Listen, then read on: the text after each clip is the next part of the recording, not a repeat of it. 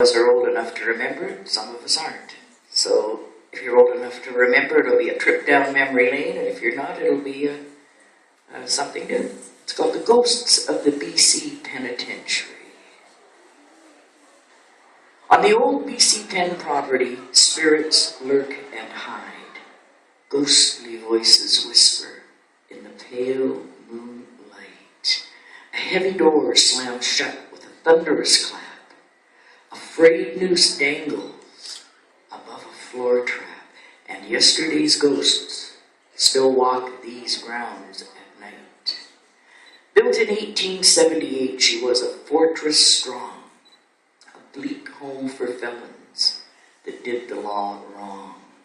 Her tall cement walls loomed large inside our town. This daunting human gate never let her guard down. She stood at full attention, an ominous landmark, cold gray and dark, harsh, stern, and stark.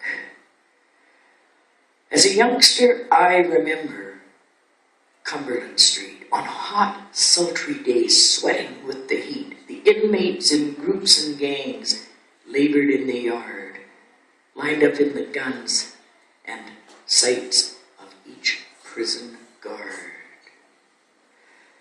The murderer and thief toiled side by side. With secrets and leg irons, they were tethered and tied.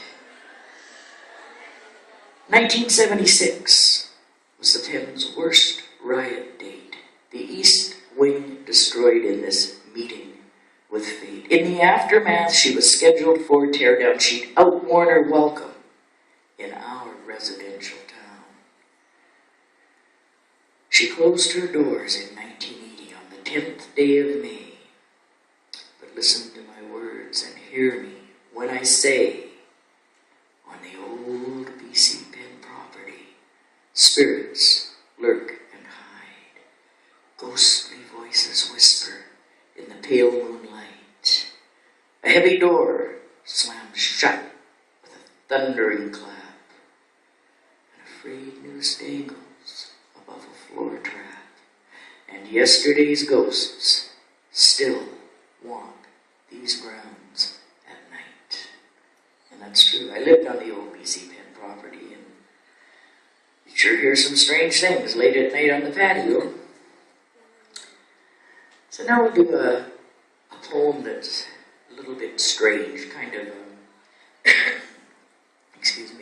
abstract, called Seeing Through.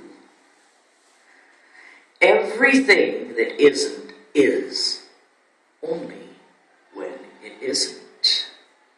Yo-yoing through layers of water, deftly disguised as air, my strings vibrate and dimensionalize into cut glass stones. So small, I can't see them. So thick, they feel like rope to me, even when they're not. So I continue pedaling my miniature airplane toward the center of a square earth, hoping to find a clear blue sky in an ocean of burnt amber stars. Red hot to the touch, yet cold as ice, even when they're not. The necklace of truth, wet with tears and sun-dried, is shrinking, tightening, making it hard to breathe, hard to live, even when it isn't. I gaze into my mirror image, see myself fade away into the reflection until I am not the mirror and the mirror is me, even when it isn't. Everything that isn't